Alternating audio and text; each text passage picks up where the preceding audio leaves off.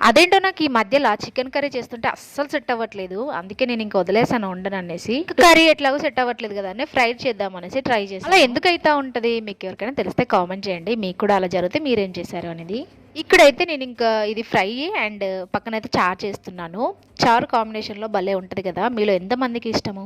నాకైతే అంతగా వంటలు రావు. మరీ అంత బాగా చేయను కానీ పర్లేదు మా ఇంట్లోకి బానే చేసుకుంటాను అనిపిస్తది. ఇంక మీరే చూసి చెప్పాలి బాగున్నాయా లేదా అనేసి. ఇంట్లో అయితే మసాలా ఐటమ్స్ అన్నీ అయిపోయాయి. మేబీ అందుకే సెట్ అవ్వట్లేదనో కర్రీస్. ఇలా కలర్‌ఫుల్‌గా కనపడితే మా హస్బెండ్‌కి బాగా ఇష్టం.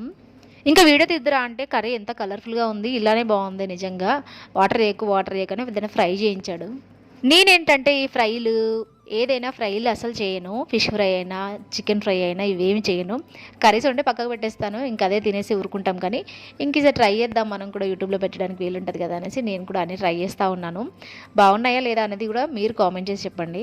చికెన్ ఫ్రై అయితే చేయడం అయిపోయింది. దీన్ని తొందరగా చేశాను ఎందుకంటే ఫ్రిడ్జ్‌లో హాఫ్ డే పెట్టాను. అందుకే తొందరగా అయింది. నా వంట నచ్చిందా? నచ్చితే ఒక లైక్ ఇయ్యండి. Thank you so much.